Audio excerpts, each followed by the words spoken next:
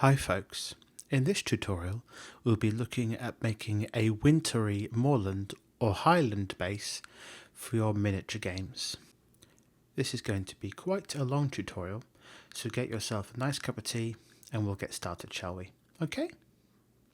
The first thing for this tutorial that we'll need is a set of hobby files. I've got a course file here and a find file, and what I'm going to be doing is filing the base to get rid of that rough texture and to make it have a nice smooth finish. And this will be useful for when we go to paint a little frozen over pond later on. I've skipped the filming of the filing process, and as you can see it doesn't need to be perfect, but it just needs to be to a point where the base is virtually smooth to the touch. It is a good idea to blue tack the miniature that you want to use on this base onto the base to give you a good idea of how much foot space it's going to take up. This will give you a good idea of how much ground we will need to build onto the base.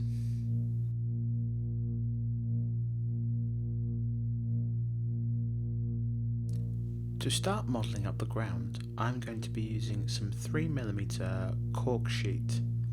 Now this is a modeller's favourite and can be found in all good DIY stores. The trick to using cork is to tear off a piece and then attack it round the edges with your fingers to create a more natural looking uneven piece. Once you have a couple of pieces to the sizes that you want to stick this down to the base with some super glue. I'm using Loctite here, but you can use any super glue of your choice. It's also worth having the model handy that you're going to stick on this base to make sure that you've given it enough room to stand on.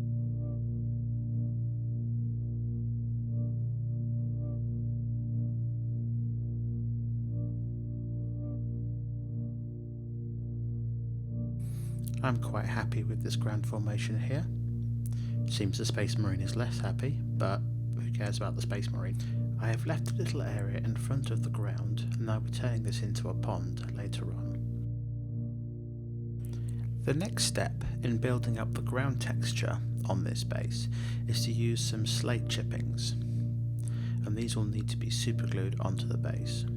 The reason that I'm adding these in all sorts of shapes and sizes is just to stop the cork from making the ground look too uniform.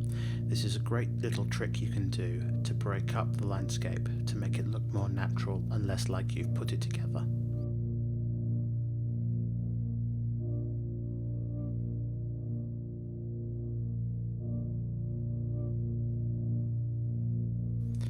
Once the super glue has dried, I'll be then coming in with some Sterling Mud texture paint from Games Workshop.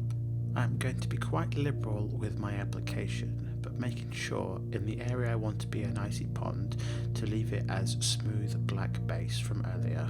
We'd want to get as little texture paint on that area as possible to help us simulate the frozen over ice effect.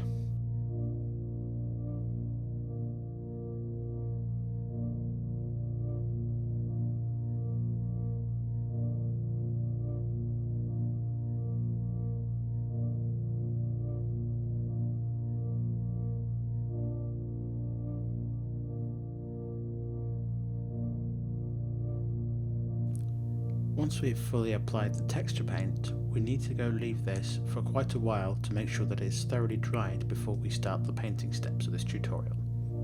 Once this texture paint is dried, we'll now come in with whatever your favourite dark brown tone is. I'm coming in with Dryad bark from Games Workshop here, and this has been thinned down with water almost 1:1. We're just going to cover all over the base here. We're not being especially neat, we're just making sure that everything that we want to have a brown soil, earthy texture to be covered with this brown paint.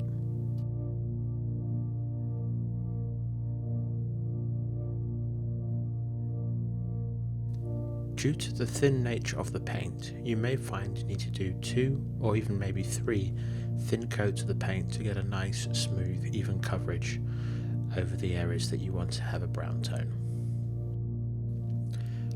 Once the dried bark has dried, I'm now going to come in with some Mournfang brown from Games Workshop. What I'm going to be doing with this is a technique called overbrushing. It's very similar to dry brushing, but you don't quite get as much paint off the brush as you would for dry brushing. This is going to be more of a layering technique than a just catching the edges like a dry brush would. So with a similar motion to dry brushing, going backwards and forwards over the cork and the slate pieces and doing a bit of stippling, which is stabbing the brush into the base. What I'm looking for here is to get a variation in brown tones.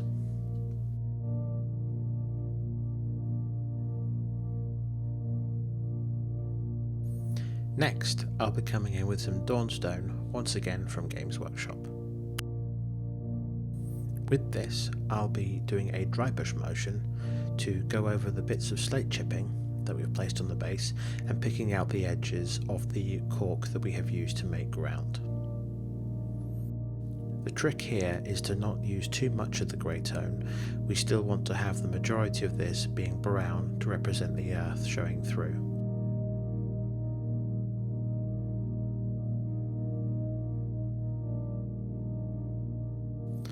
For the last earth tone, I'll be coming in with Flayed One Flesh from Games Workshop, and this is going to be a proper dry brush where I'm getting rid of almost all of the paint from the bristles of the brush, and I'll be going very gently all over the base here.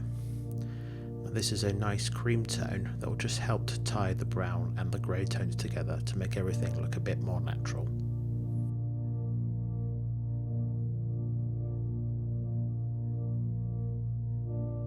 Next, we're going to start by painting the icy pond on this base. To do this, I'm coming in with some heavy blue from Vallejo game colour.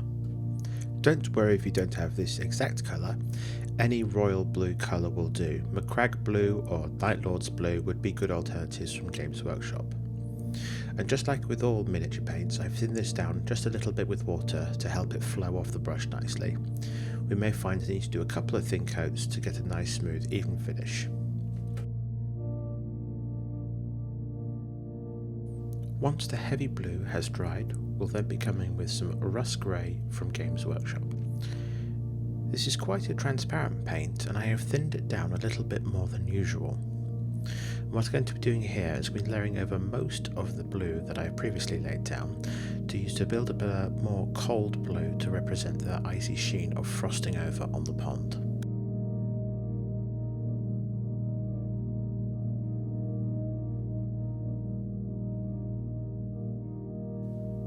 Here I am coming in with a second coat of the Rust Grey, focusing on a slightly smaller area than the previous coat that we laid down, just so there is a nice transition between the dark and the light blue.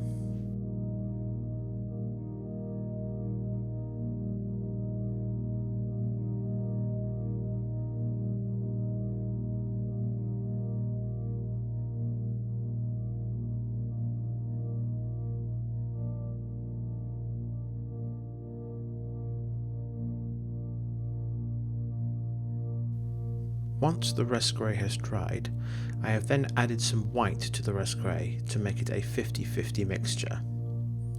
I am then going to do thin lines across the previous layer of Rust Grey to simulate reflective light shining on the frozen pond. The trick with doing this is to add very little, take a step back, have a look at it and add a few more if you'd like. The more you add, the higher the chance of you actually ruining this effect is, so be very careful when doing this. Finally, we will add an extreme spot highlight with pure white, just picking out little bits here and there for the extreme reflections.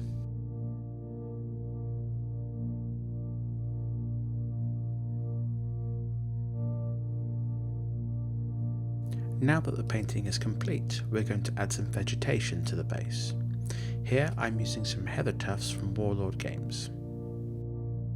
To use these, simply peel one of the tufts off the backing paper and stick it down using either PVA glue or super glue.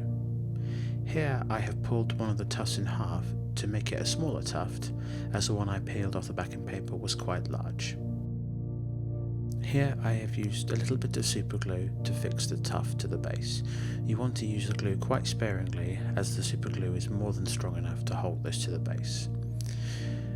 Unlike PVA, super glue has a relatively fast drying time, so if you're worried about what it looks like or whether you might want to move around where you put it on the base, then using PVA might be a better solution here.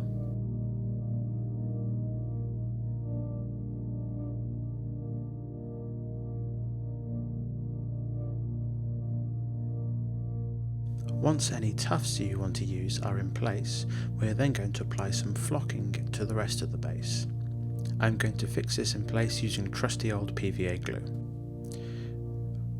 I'm using Citadel's texture spreader to apply this neat out of the bottle onto the base, but you can use an old paintbrush or a cocktail stick or a toothpick even, just anything that's old and you don't mind getting covered in glue, and put the PVA where you want to have some flock or grass to be.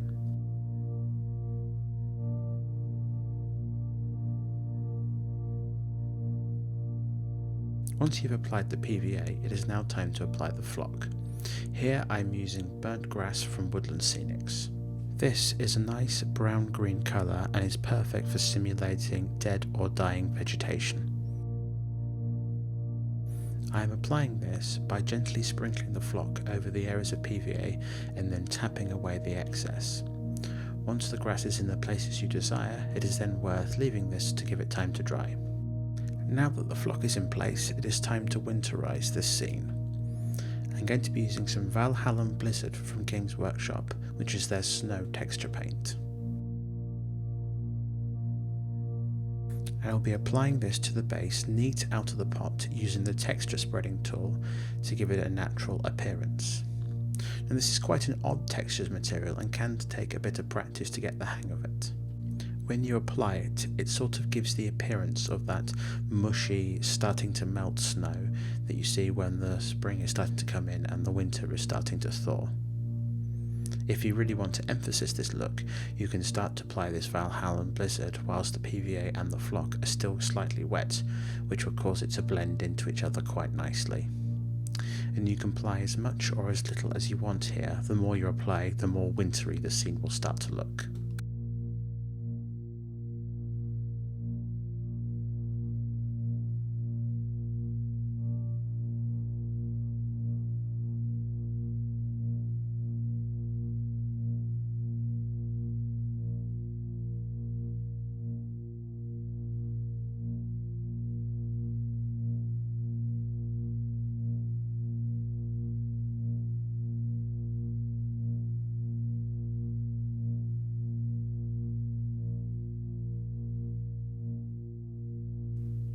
For the last step, we're going to apply some gloss varnish over the pond to give it that final finish and shine. I'm using hard coat from Games Workshop, but any gloss varnish here will do.